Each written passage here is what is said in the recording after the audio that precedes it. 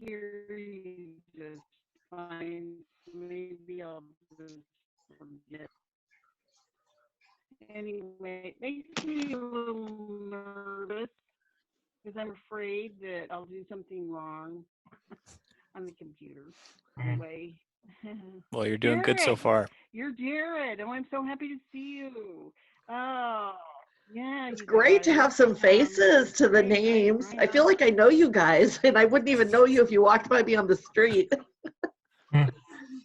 But after reading all of your posts and stuff, I can always pinpoint within a couple of sentences pretty close to who that is. Oh, you're living. Let's see. I can't remember where you're living. Are you Where are talking to me? I'm in Walla Walla. you are in Walla Walla, Jared? Mm-hmm. Oh my. Ah. Where? So, where, Michelle? Where are you guys living? I can't remember Um, where you. we're in Port Angeles.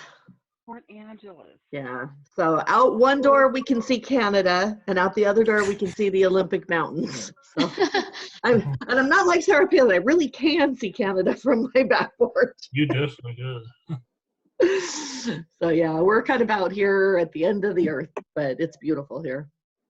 I miss Nice. the sun though. I lived in Walla Walla for 24 years and I miss the sun. It does rain here a lot. Mm, Yeah, but it does get like 115 degrees over every damn summer. We're in school, Kenny, don't cuss. What? What is that? All right, so it is 5:03. I'm gonna go ahead and get this kind of started, and then I'll mute myself. I think the audio will be better for everybody too if we all mute ourselves, and then just unmute yourself when you have a question or when you have something to say. So I asked Kenny, he has done this in this class, I've taught this class for a number of years, and it's always been a really good excuse for us to fly him over here to Port Angeles for the last 4 years to be a guest speaker in this class. But Kenny has some pretty impassioned thoughts about what kids with autism need. I think as you talk with him, you'll see that he has some pretty keen insight into his autism and how it affects him, and what he needed from other people, particularly in school. So as long as you're not a 49ers or a Patriots fan, then we're going to be okay here. If you are, I kind of recommend you keep that under your hat, right, Kenny? Yep. It's kind of weird because he's like right, see, you see him, he's right behind me. I continue, please. All right, so I'm gonna mute myself and we'll start with Kenny. I'll ask Kenny to tell you guys a little bit about himself and then we'll go to questions. Okay, what now? Well, what now? All right, so just tell them about yourself, whatever you want to say. Okay. So let's all start with the story. My name's Kenny Meyer. I live in Walla Walla, but right now I'm visiting Port Angeles because of this COVID stuff. But at the same time, it's been nice to get away from home once in a while. And I'm a huge sports fan, obviously. Everyone in the Northwest except UW and U of L, obviously. So I got the WSU hat to represent Go Cougs. And pretty much, I work 3 jobs usually, but all 3 of them are out of stock right now, pretty much. But That's what your jobs are. okay, my first job is Lilly Rice Center. I used to work there 5 days a week, but now I only work 3 days a week.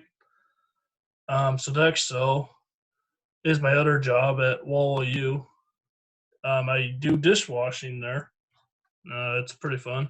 And with the Walla Suites, I do scan the tickets and help everyone try to get to the stadium. pretty much. It's kind of like the lefties here.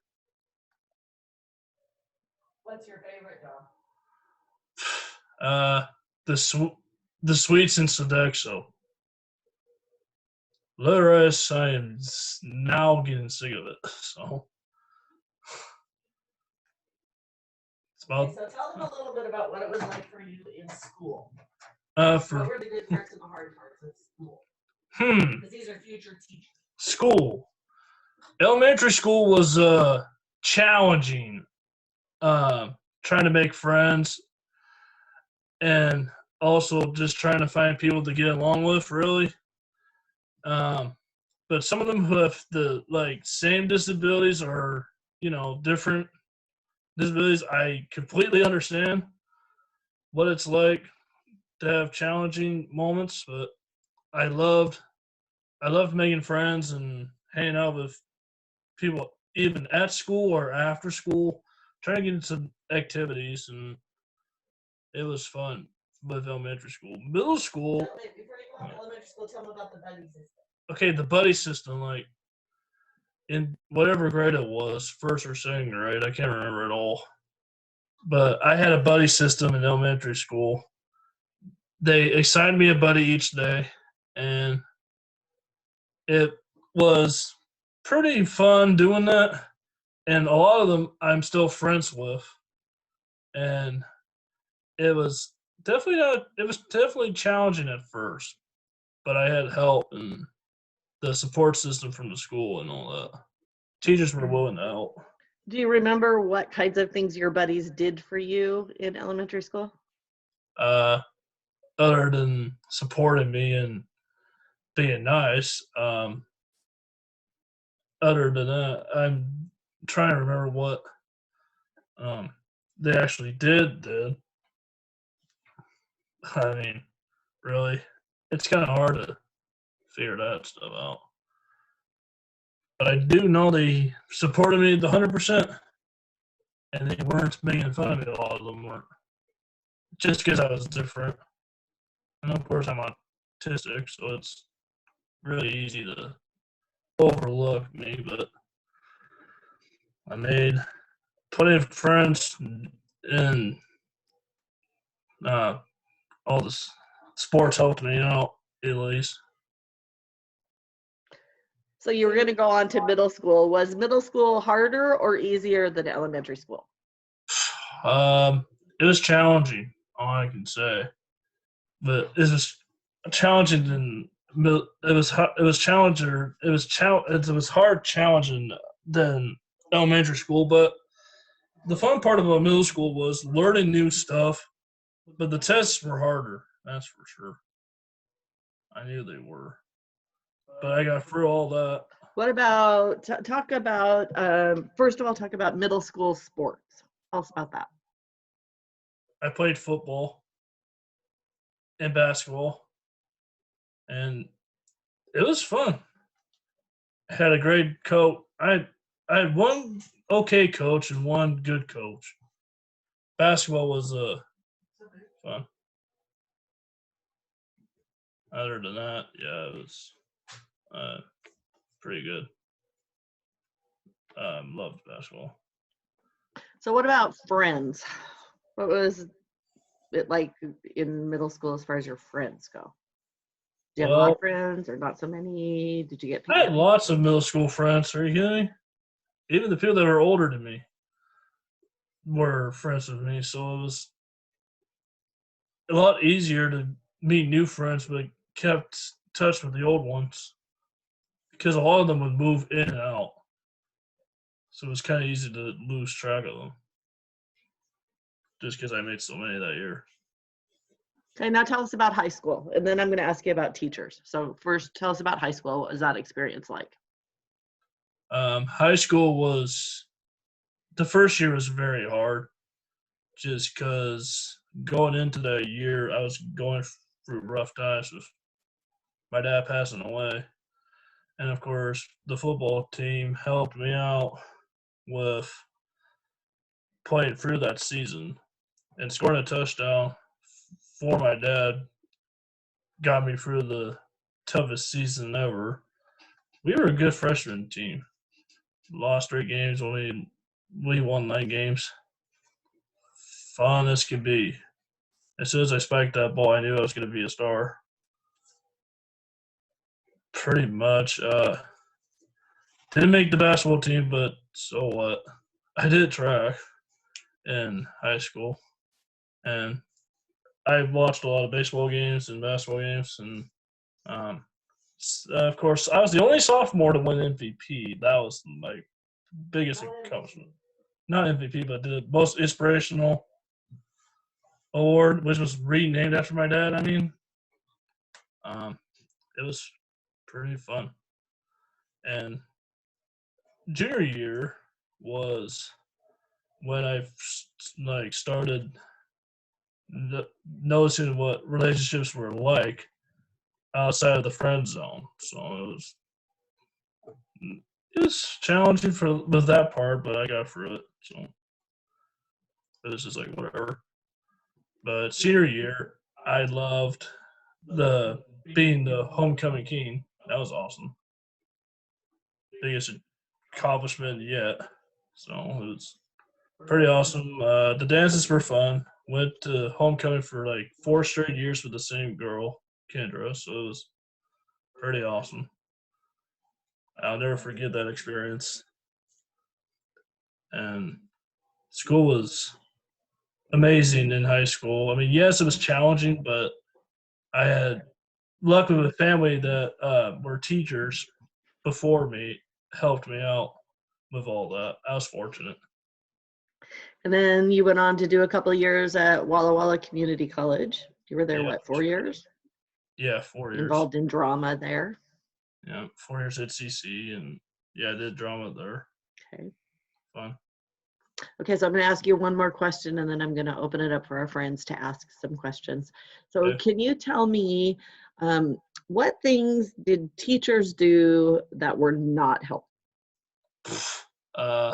Teachers did that were not helpful. Well, they would go super fast sometimes, and I completely did not understand their way of saying it, and it was just so complicated, like trying to catch up, especially with the substitutes.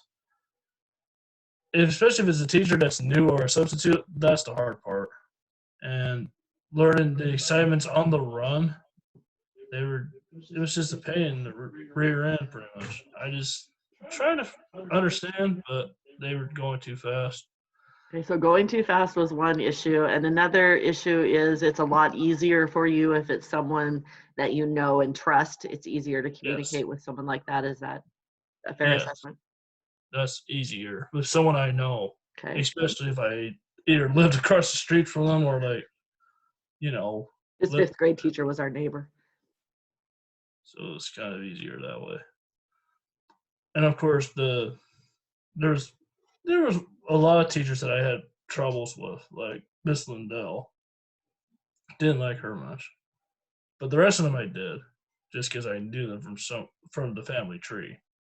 So what that one particular teacher that you said you didn't like that wasn't helpful, what did that teacher do that was upsetting to you? Well, she would, let's just say, go to, like, if I were questioning the assignment, she said, "Oh, I've told you the same thing a bunch of times. Why do I have to repeat it?" And I was like, "Because I'm having a hard time understanding. Can you please slow down?" It's like I was the only one in that class that had a hard time like responding to fast stuff because I knew she wanted to get it done and over with, but that's not how teaching should go. Teaching should just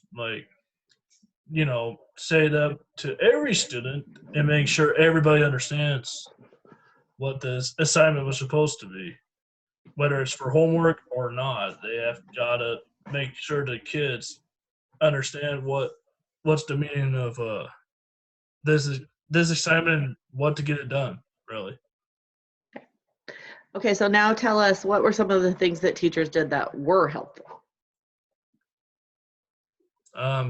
Teachers that were helpful, it was very simple. They they showed me like a blank piece of paper and asked me to draw a picture of something, and I would do that, or they would have me repeat a sentence, and of course I liked doing that, and I can spell my ABCs very easy.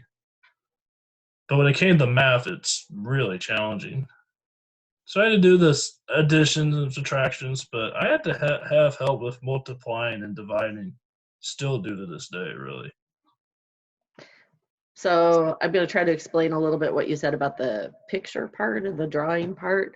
A lot of times when in working with Kenny, we did a lot to make assignments visual so that he could see, for instance, like a sequence of assignments, a sequence of steps that he had to do to get to whatever it was next, rather than just giving him verbal directions. So when he's talking about pictures, we used that a lot. And when he was really young, we used photographs. And as he got older, we started to use more words rather than diagrams as he started to read more fluently. But very often that helped him track, was by making it so that he could see exactly the steps that he had to do, exactly when it was going to be done, because that was a big issue for him. You tell me if I say anything wrong, Kitty. But knowing when he was going to be done and getting to go on to the next thing. And so very often we would have like a little clipboards with Velcro on them, and we could put these little cards on that was like, first we're going to do 5 math problems, and then there'd be like 1, 2, 3, 4, 5, and he could peel those things off and put them in the envelope that said finished, and then at the very end it would say, and then you get to go outside. And he was like, right on, I get to go outside, okay. But he could see how far he had to go, and he could see that he was making progress. Time is a really difficult thing for most children with disabilities. When you say 5 minutes, well, we all know, 5 minutes is anywhere from 5 seconds to 20 minutes, depending on the adult you're talking to. And half the time it changes, especially, they say, we're going to leave the park in 5 minutes, and then they run into their friend. And, so that concept of time changes all the time. It's not consistent, even though we like to think of it as consistent. I mean, if we all really ran by our watches, then we might be, but in reality, humans are not very consistent with time, and time is a pretty hard thing to quantify. So you can say things like when the hand gets to the 5, that's a little bit more consistent, or some people use timers, egg timers, or little dingy timers. But we found with Kenny it was a lot easier to look at like the number of tasks, or like if he had to sit in like a circle time, we had a little thing where he had a little grid, and we'd give him like a little token every 30 seconds, and he knew when the grid got full, then we were done.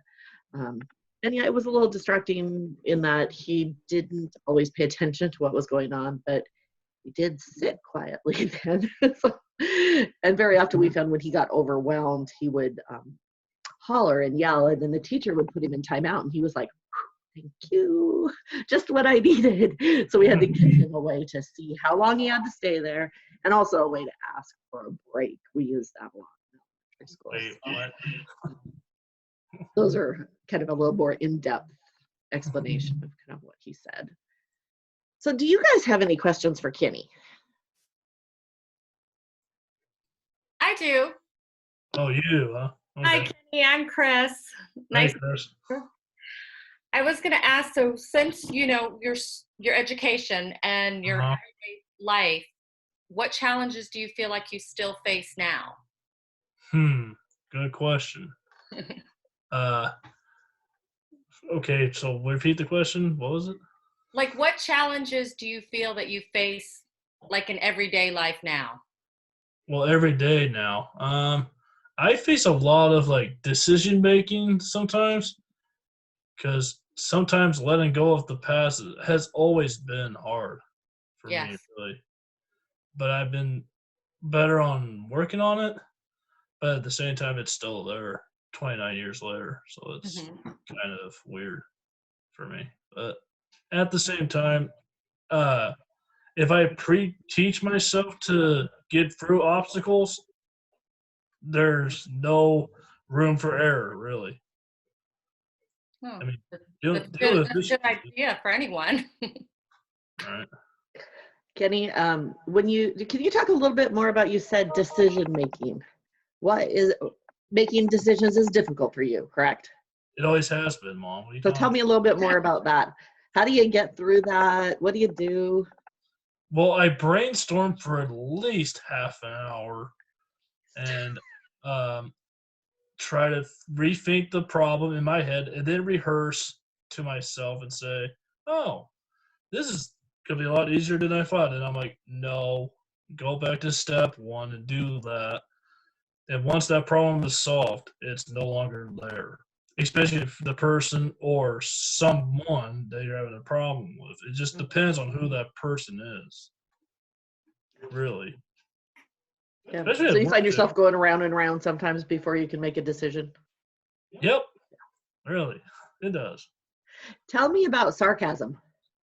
I used to take sarcasm very well, but up until 11 years ago when I graduated, it fell apart. Especially with the football player that I played with for years since middle school. He started this whole, oh yeah, let's take the shoes and see how funny it is. And it really didn't get funny anymore. Me and him got into a fight in PE. I got detention. He got sent home. It was just not pretty. Sarcasm is a thing I'm still trying to learn, but it's a 50-50 progress. It's better than it was years ago. That's all I can say now. Because it was a low 30 11 years ago. Now it's 60. That's about it. Would you say you hold a grudge? Huh? Would you say that you hold a grudge? I hold a grudge for as long as I can. I told you guys, he's honest as they come. He is gonna tell you exactly.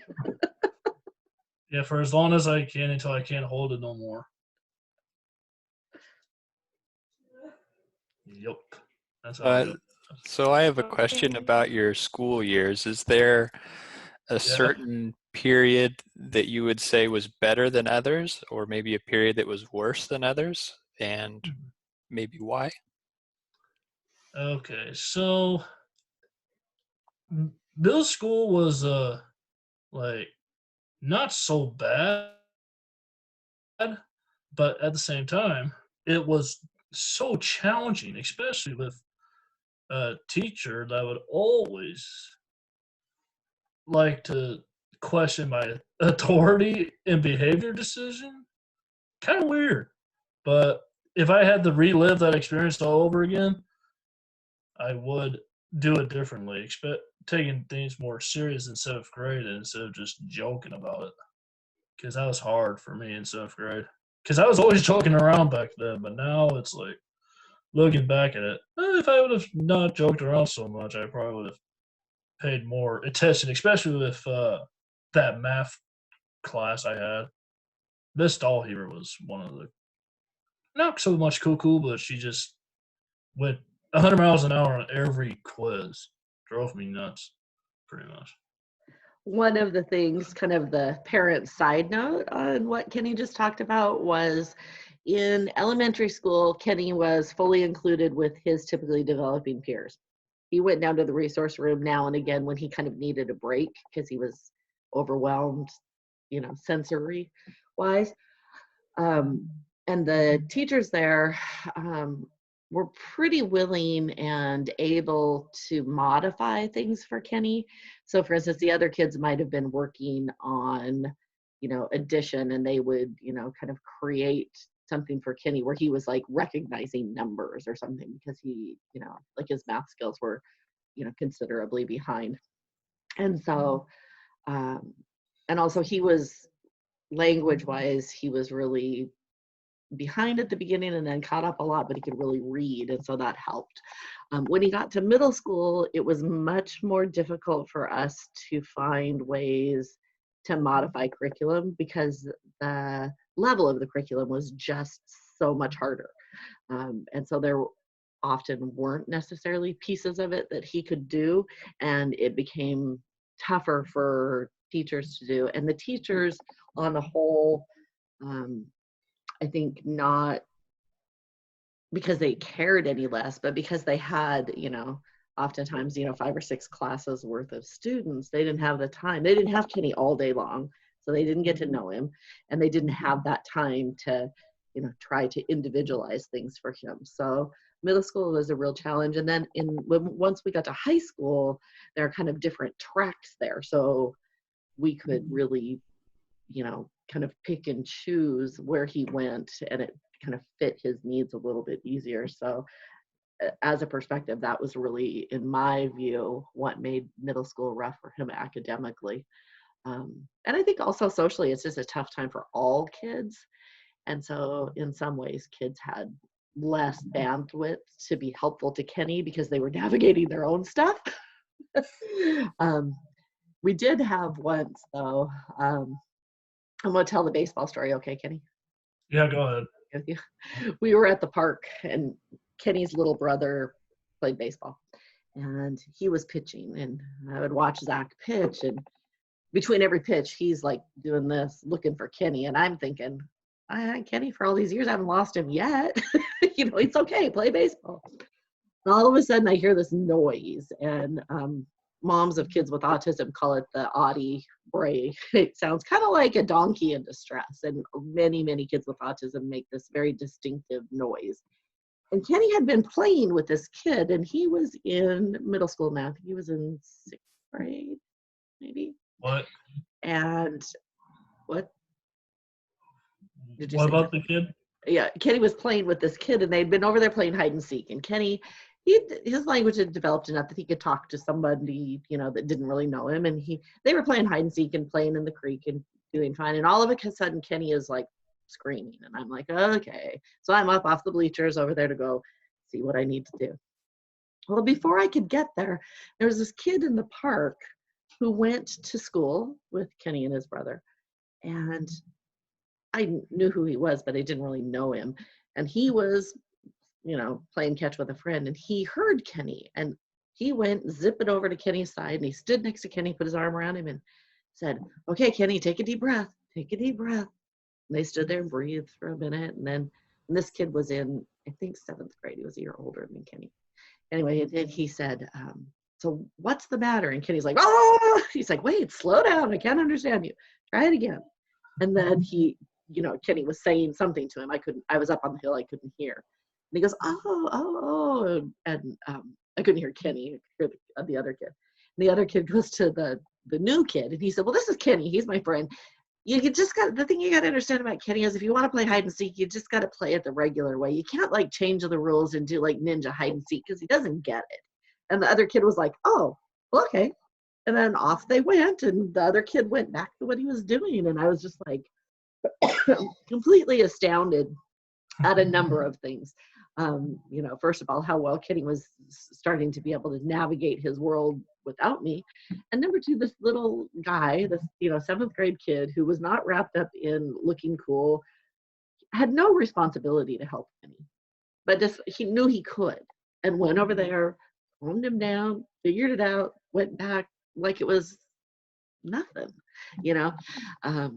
It's that kind of moment where I thought, they talk about this next generation, but they really give me hope that there are a lot of instances of people really, looking out for each other, and, Kenny being in that. And that was probably less common in middle school, but that was a moment there where I was like, boy, we really are on to something here.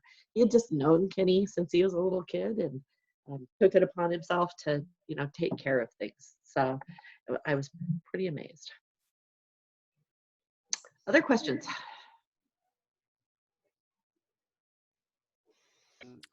Are Yeah, you, can you hear oh, me? go ahead, Marguerite. Okay. Hi, Kenny. Hi. First of all, Margaret. I'm glad to meet you. Hi. Hello. Yeah, hello. And Kenny, just listening to you, and I looked at your portfolio, and I think I looked at one of your job thingies, and I was like, this guy doesn't seem like he's really affected by his autism. You know, I know you have a diagnosis because your mom said so, but you know, just listening to you, uh, uh, can you tell me how you think you might be different than you've observed, like people that don't have that diagnosis? Can you tell me what you think is different? Other than it sounds like you get confused with too many instructions. So do I, though. And Very you common. don't like things to change up too much too fast. But Not really. other than that, I mean, so let me ask you this. Do you, because I looked at your school history and I can't remember if you went to preschool. I know you went to elementary, but did you, and you were in general education classes most of the time? Like you didn't Yes. go to special ed classes? Yeah. Hardly at all? No, he was in special ed in middle school and Do high you school. think, Yeah. let me ask you this. Do you All right. think if you, huh? Oh, I I said, think you okay. did middle and high. Okay. Well, do you think that helped you to go to school? Do you think that helped you socialize to go to school? Oh, it definitely helped me, like, socialize with a lot of different people. And it got me to meet as much friends as I have now, really. Yeah. I mean, they're all So from, like, then, different yeah. towns and So stuff. the other thing I know, yeah, the other thing I noticed is that you took ceramics. So Hmm. I do ceramics and I've taken it in school for a while. Oh, Did sorry. you hand build with clay or did you work on the wheel? Oh, the ceramics? Yeah. Did you like build things or did you work on the wheel? You know I what I like mean when I building say, a lot better. huh? I did the building, of course. Did you?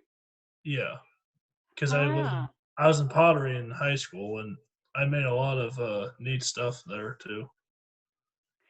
And I was Did in you? art a lot. Yeah.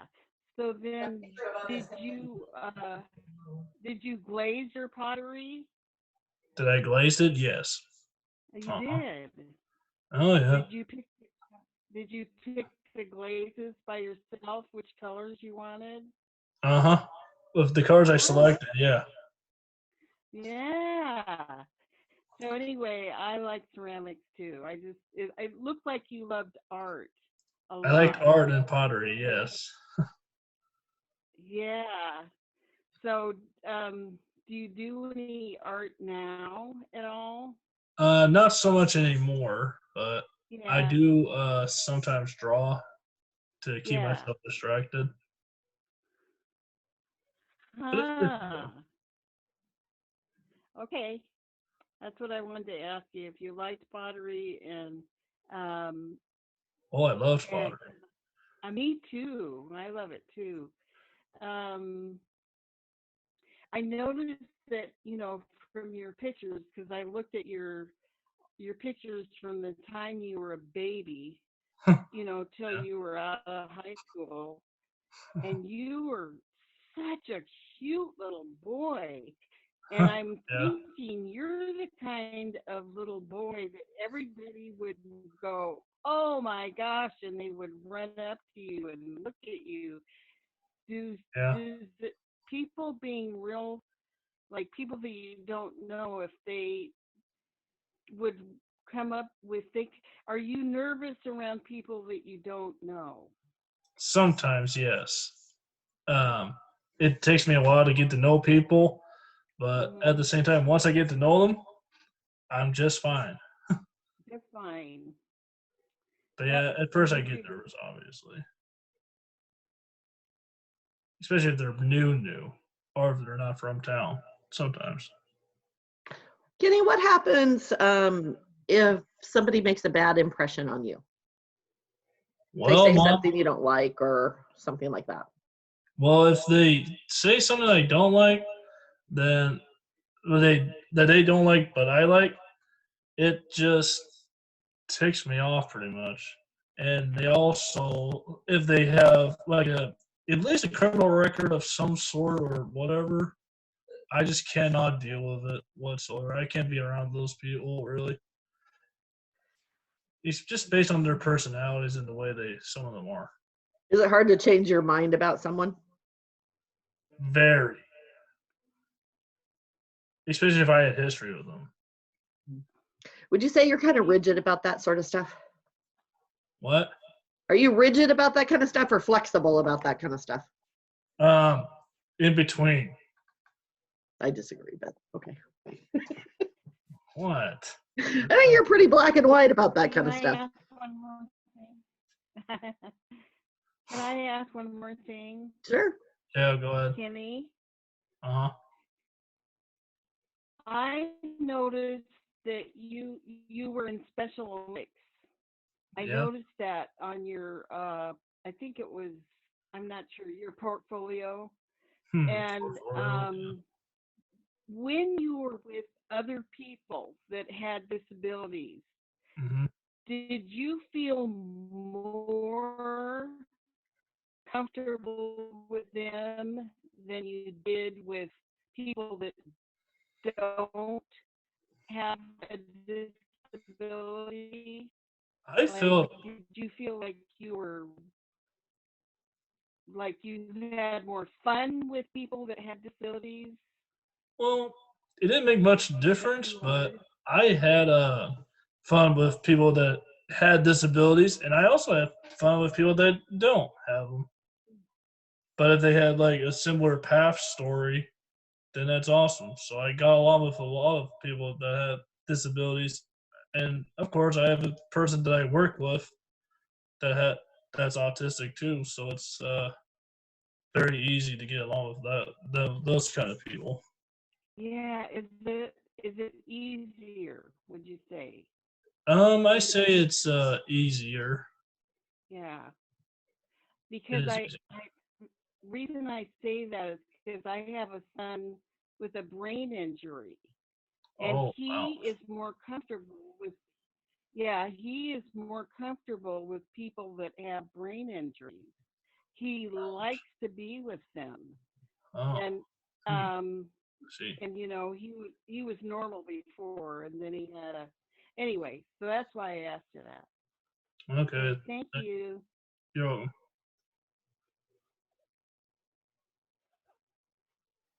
Okay, I do have a question. Yes, Ashley. I was reading on your portfolio Uh-huh. about your dad's passing, and I know it's probably still touchy or a touchy subject. Yep. After 15 years. Yeah. My son, my oldest, went through cancer, Oh yeah. and what did you do to help you get through that time besides going through and raising awareness and help raise funds to do the research? What else did you do to help you cope with it? Well, besides raising awareness and all that stuff, I pushed myself through school and sports and asking my friends like a lot of questions. How does it like? How do I um, overcome it? I mean, it's not necessarily easy to get over it. Of course, it still hangs upon me, but if I keep the positive attitude, it will push me through. Right. So it was hard, especially '05. Yeah, Hardest year of my life. I was gonna say, with you going through school and everything and doing everything that you were doing. Yeah. I had to keep myself busy with sports and church and youth group stuff. I mean, seeing friends was easy to distract myself, really, especially since half of them knew who my dad was, and it helped me all the time. Did you have people you could talk to? Oh yes, I sure did. Well, besides Coach Yance, I had Aaron Mettler and a few people who knew my dad the year before, so that helped a lot. Maestro. Yeah, Maestro too. So, And your mom. yes, you too, Mom. He has to say that. I know. What? That's good. Oh yeah. You kind of reading between the lines here, it must have been pretty early that you were diagnosed with autism. Is that correct? Yep. I was about like Do you 2. remember? I think it was 2 when I was diagnosed. Kenny's story is Kenny has what they call late onset or regressive autism. He had really typical development until he was about 17 months old.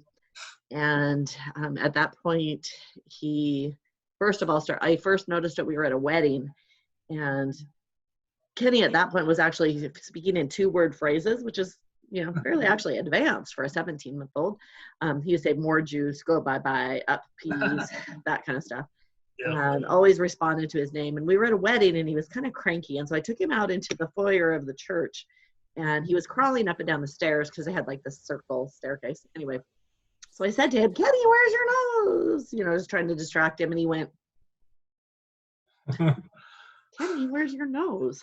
And he was like, and I thought, God, the kid acts like he's gone deaf. And within about 4 to 5 weeks, he went from saying lots and lots of words. In fact, I kind of got compulsive about it because I noticed I started writing down all the words he said and used to say and doesn't say anymore, and all of these lists. And then he would act like he couldn't hear me, like he was deaf. And then he started these like screaming tantrums where seriously he would scream for, you know, an hour to an hour and a half, and nothing I did made any difference at all. And he didn't respond to his name, and you know, he didn't sleep at night, and you know, he would only eat like 3 different things. And I was like, what has happened to my child? And it took, after that, it took us about 6 months to get into, well, I went to a place that shall remain unnamed in Walla Walla. They're actually not there in the same capacity anymore. But I went there and she told me that my biggest problem was that I didn't spank him. He didn't have anything wrong with him developmentally. He just lacked discipline. And I thought, I'll discipline you with a big punch to your nose. He didn't even do that. So. Anyway, we finally ended up at the University of Washington and got a diagnosis at that point. I didn't even realize how, you know, I was worried about what was going on, but you know, I went there and they were like, they asked me, you know, does he understand, you know, when you say, let's go somewhere, you know, what does he, they asked me about all these phrases. I was like, yeah, oh yeah, he understands that. Oh yeah, blah, blah, blah. So we got there and they said, well, Mom, we want you to sit over there and sit on your hands. And I was like, well, okay. So they started like trying to interact with him. And I was like, I knew exactly what he was trying to communicate back to them. And then I realized all of a sudden that, you know, when I was saying things to him, I was saying things like, get your shoes, and holding up a shoe and saying, we're going to go, and pointing at the door, you know, all of these other cues. And his actual ability to understand language was really gone. We were like Charlie Brown's teacher, you know, whatever we said was wah, wah, wah, wah.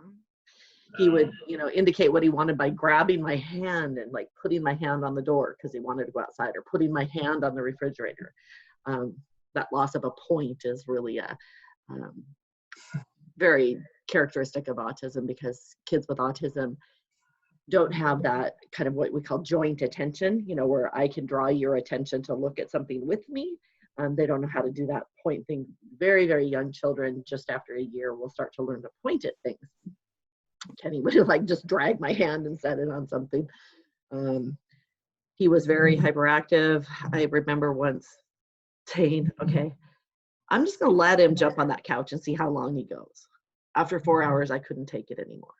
I mean, literally, after 4 hours, I was like, okay, I am losing my freaking mind. You have to do something else. And he would just perseverate on that over and over and over. You're getting a kick out of this, Kenny. Yep. And so we had consultants come up from UCLA, and we started a applied behavior analysis program. And within a very short time, Kenny was responding and talking again. and made huge leaps of developmental progress. When he started that year, when he was 3 and started preschool and we were starting ABA, between that fall in September and the next July, which was so like 10, 11 months, on the Bailey scales of infant development, there are 6 different scales, and most kids make a year's worth of progress in a year. That's what you expect. Kenny had been falling further and further and further behind, which is typical of most kids with disabilities.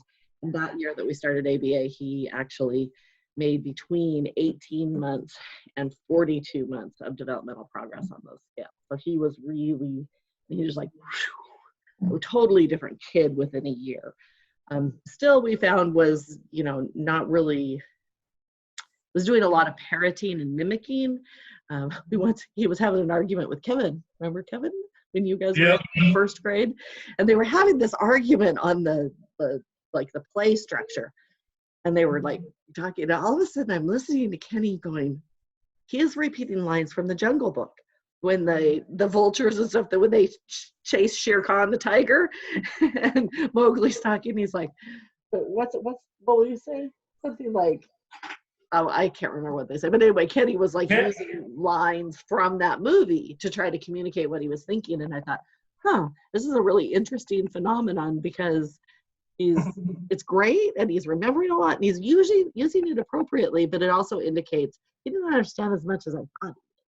So anyway, it's been an interesting journey discovering things like that. No, what he said was, he's like, someone grab him. That's right. what he said. Right, yeah. Because Boy was being chased at that point anyway. Yeah, and they were trying to put the fire on his tail. Yeah, because Baloo got knocked out. That's all, he did. Because now, as an adult, understanding that he still was alive. Because everybody was like, oh, yeah, he's dead. I'm like, no, he's not. Because I knew he wasn't. Michelle, did you say you went to UCLA with Kenny to get help? Did I hear you say that? Yeah, UCLA. Yeah.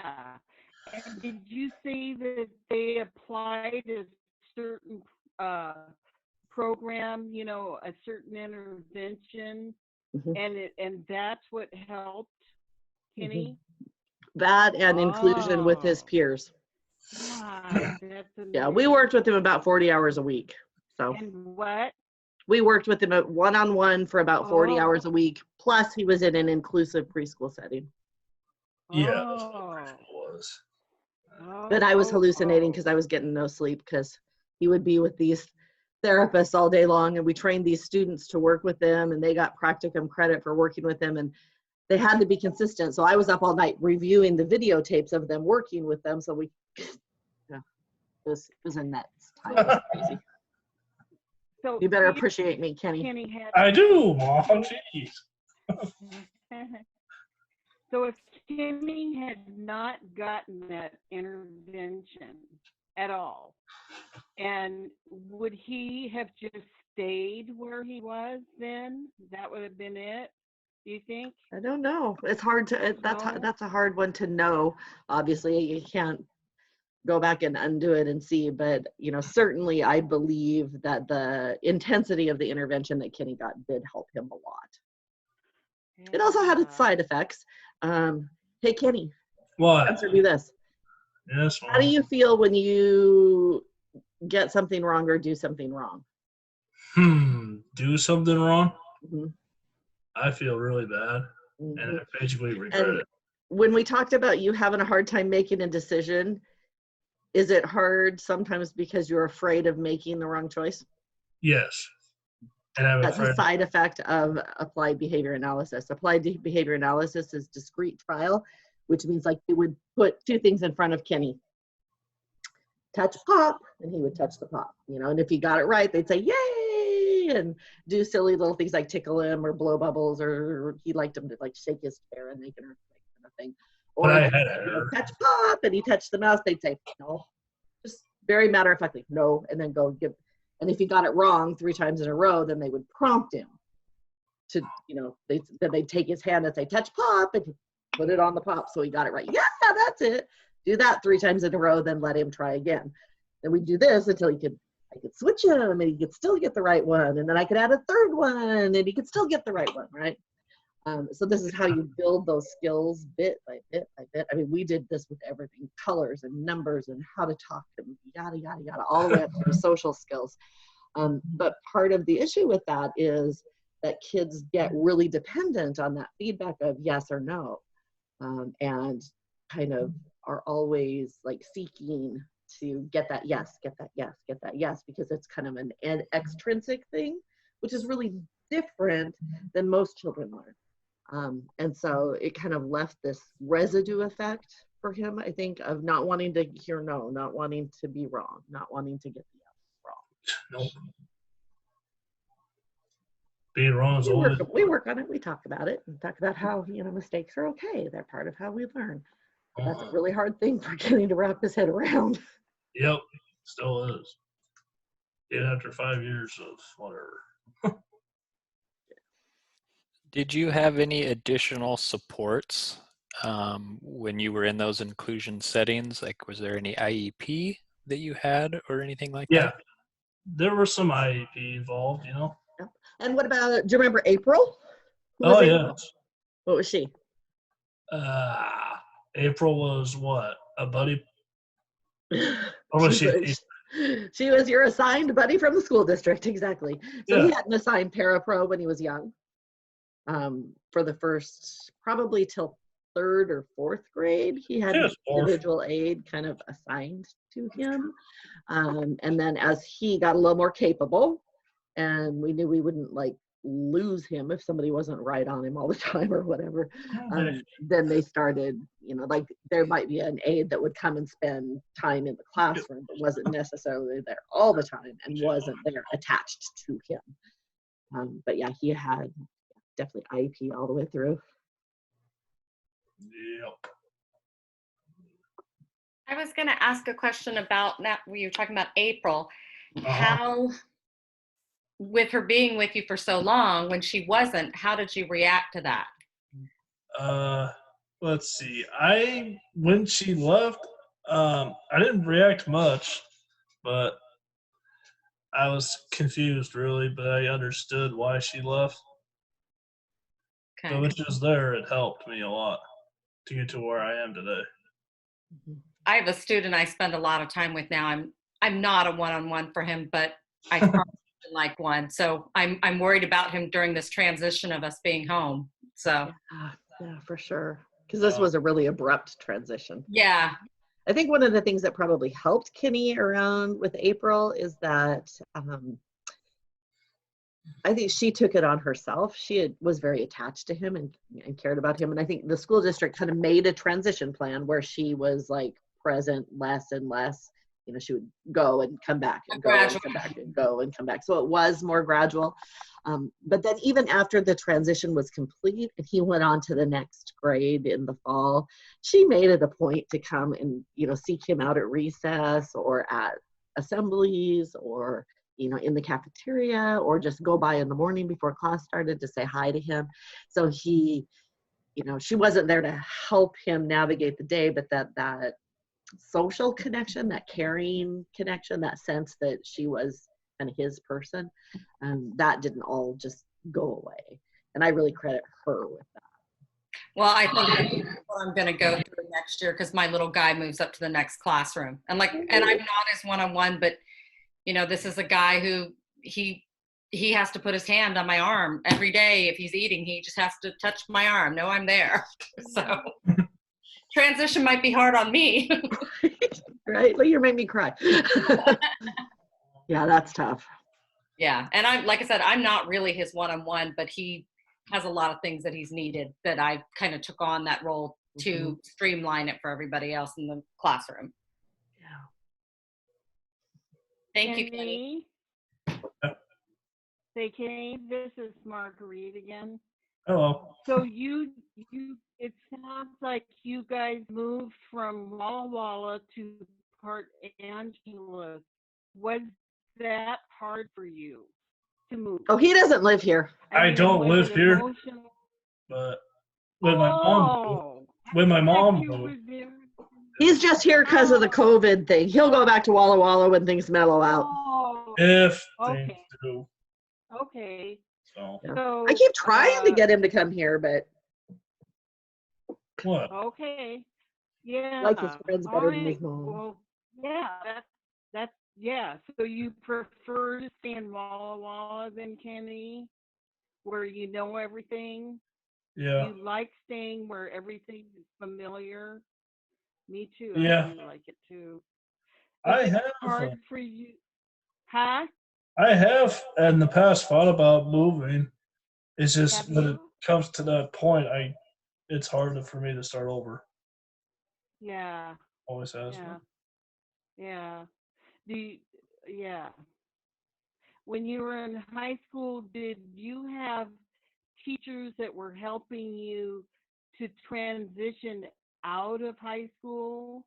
I Mm, mean, did they try to help prepare you for a job and stuff when you got out of high school? not as much, He went to college.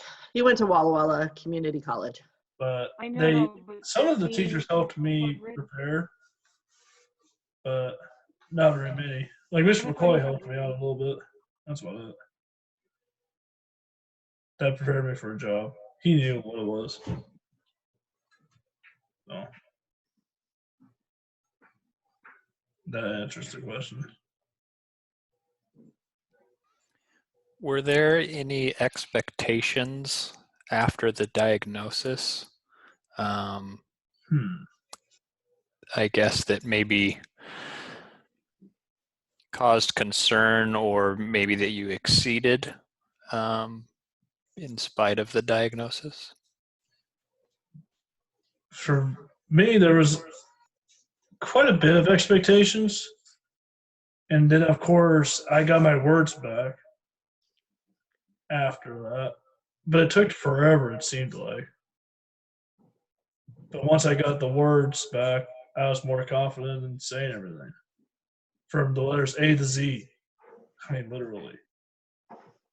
I even see some sentences in numbers, and some people know what it is. Some don't, because my way of talking is different than theirs. So it's kind of like self language for me. That's about it.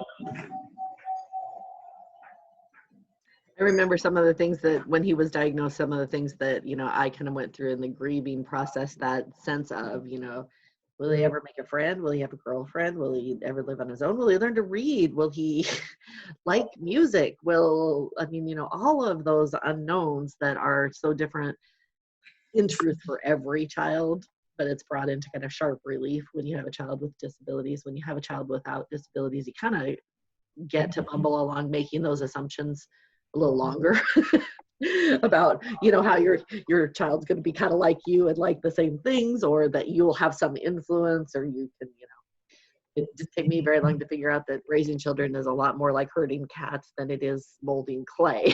Like I thought it was going to be. I thought I was going to have control of this process, and they had their own. They came complete, man. I don't know. But Kenny has definitely, exceeded my every wildest dream. In fact, I had someone who said to me once, if someone gave you a magic wand that would get rid of autism, would you use it?